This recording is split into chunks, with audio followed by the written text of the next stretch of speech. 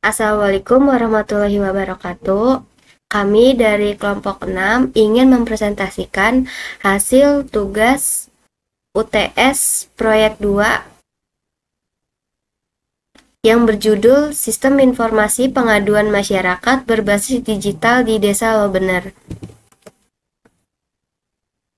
Dan ini untuk nama kelompoknya. Yang pertama itu saya Tika Lestari. Saya Dina Dwi Lestari. Saya Soebul Kafi. Untuk latar belakangnya, perkembangan teknologi informasi di era digital telah mengubah banyak hal, termasuk pada layanan publik di tingkat desa. Saat ini, Desa Loh Bener masih menangani pengaduan dari masyarakat secara konvensional dengan cara masyarakat datang langsung ke balai desa.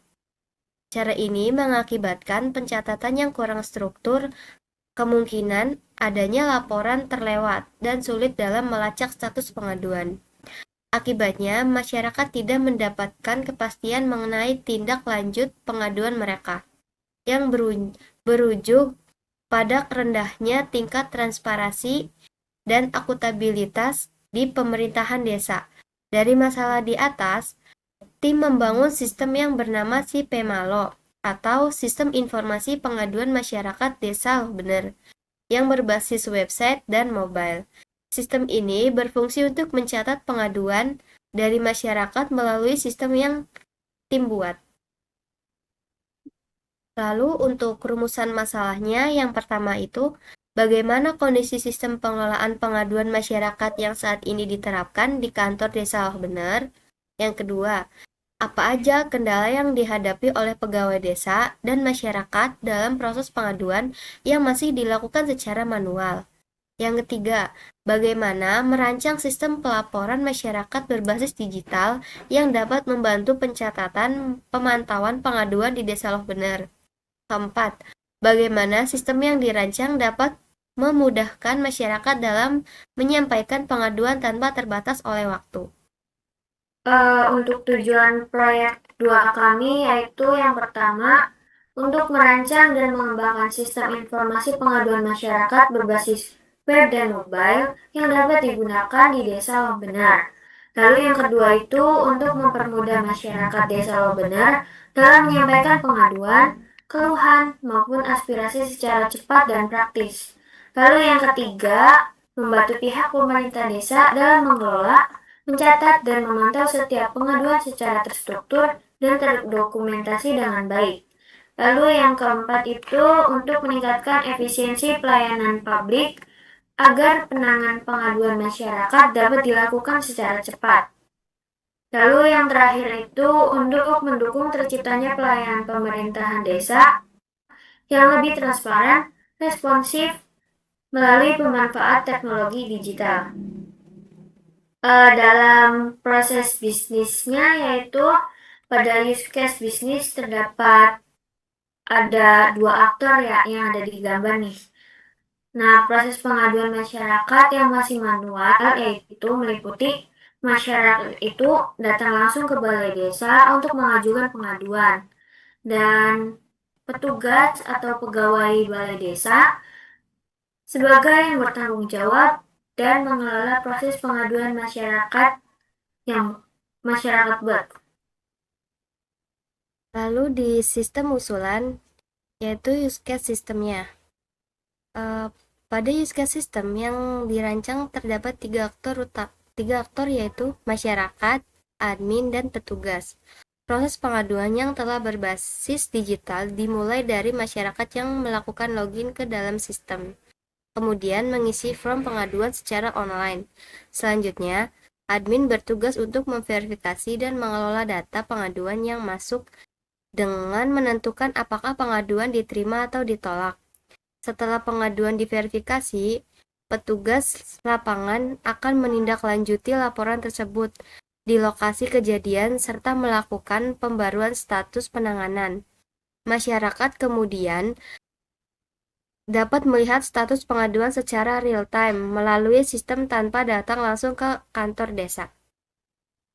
Mockup di bagian webnya itu ada yang pertama ada homepage. Untuk homepage itu untuk bagian atas kanan itu ada daftar dan masuk, dan di bagian bawah itu ada form untuk laporan di sebelah. Ini kanannya lagi itu untuk login, dimana bisa login pakai Google juga. Terus di sebelahnya lagi ada untuk daftar. Di sini kita ngambil itu nama lengkap, nick, email, sama alamat, terus juga kata sandinya. Selanjutnya itu ada user dashboard. Di sini itu untuk bisa memantau dan melihat grafik laporan. Selanjutnya itu ada tabel pelaporan. Di sini untuk memantau dan untuk mengedit atau melihat detailnya. Terus ini ada user profile, di mana kita bisa mengganti nama, nick, alamat, sama bisa mengubah password. Selanjutnya itu ada pengaturan. Ini untuk bisa menonaktifkan email, notifikasi email, sama verifikasi browser. Dan ini juga bisa logout. Selanjutnya ini ada pop-up home, kita ngambil referensi dari website lapor. Dan dimana ini kita cuma ganti itu apa. Selanjutnya itu ada pop-up detail laporan. Di sini kita bisa melihat detail apa aja yang kita buat sebelumnya, sama di sini kalau sudah ada tinggal lanjuti, ada tanggapan dari admin dan estimasi pengerjaannya. Selanjutnya itu ada untuk edit pelaporan, dimana kalau kita merasa kalau ada yang salah, kita bisa edit laporannya itu. Selanjutnya ada admin dashboard. Di sini ada beberapa grafik mingguan dan grafik harian. Dan juga di sini ada untuk jangan di no.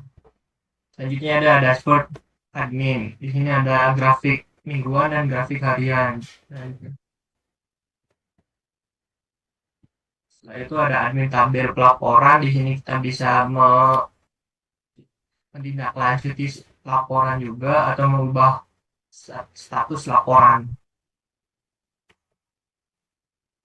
Selanjutnya ada petugas dashboard. Ini sama aja sih kayak admin tadi. Setelah itu ada petugas tabel pelaporan. Di sini untuk menindaklanjuti untuk petugasnya, kayak ini tuh laporannya layak atau enggak. Kayak masih kalau kalau petugasnya udah datang ke lokasi tersebut, namun kayak laporan itu tidak layak atau apa gitu, kayak bercanda atau apa.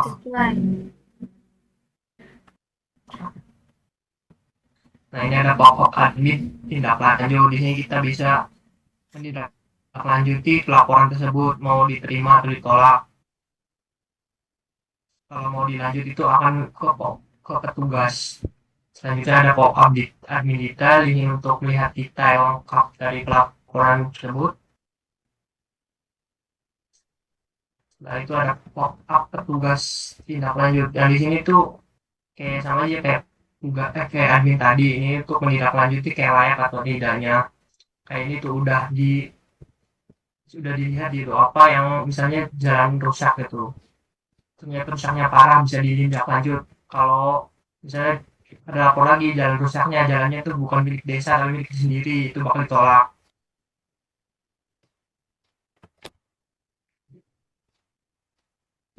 Nah, ini sih ada detail pengaduan untuk penyelesaiannya itu di mana ini sedang dikerjakan gitu. Jadi kalau udah dikerjakan, nanti bisa difoto terus dikirim ke admin juga diselesaikan kalau ini tuh udah selesai, udah diperbaiki. Lalu selanjutnya progres pengerjaan proyek saat ini. Yang pertama itu tim sudah menentukan alat dan bahan yang akan digunakan dalam pengerjaan proyek. Yang kedua, sudah menentukan alur pengerjaan proyek, yaitu menggunakan metode Agile. Yang ketiga, sudah membuat diagram alur sistem yaitu UML dan sudah membuat rancangan arsitektur database yaitu ERD dan mapping tabel. Yang keempat, sudah merancang sistem yang diusulkan. Yang kelima, sedang dalam proses pembuatan kode program sistem yang tim usulkan. Selanjutnya yaitu jadwal kegiatan pengerjaan proyek. Di bulan Februari minggu pertama itu tim menentukan ide atau judul proyek. Di bulan Februari di minggu pertama itu tim menentukan ide atau judul proyek melalui diskusi kelompok. Lalu minggu kedua mencari dan menentukan mitra proyek serta kesepakatan dengan mitra. Lalu minggu ketiga bulan Februari itu yaitu penyusunan proyek proposal bab 1. Di minggu keempat penyusunan proposal bab 2. Lalu di minggu kelima itu lanjut penyusunan proposal di bab 2. Lalu di bulan Maret minggu pertama itu penyusunan proposal bab 3, analisis kebutuhan sistem, perancangan use case diagram. Lalu di minggu keduanya itu menyusun activity diagram, sequence diagram, perancangan arsitektur database. Dan di minggu yang ketiga itu kita membuat desain antar muka UI UX, pengembangan sistem, dan pengujian sistem. Lalu untuk tugas anggota kelompoknya, ini dalam pengerjaan proyeknya itu kita dibagi. Nah, yang pertama itu saya, Tika Lestari, kontribusinya itu penyusunan laporan, analisis kebutuhan sistem, dan dokumentasi proyek. Lalu untuk tugas Dina Dwi Lestari itu penyusunan laporan, analisis kebutuhan sistem, perancangan, desain sistem. Lalu di Sohibul Kafi itu membuat prototipe sistem, implementasi sistem, dan pengujian sistem. Mungkin ini saja presentasi dari kelompok kami. Kurang lebihnya mohon maaf. Wassalamualaikum warahmatullahi wabarakatuh.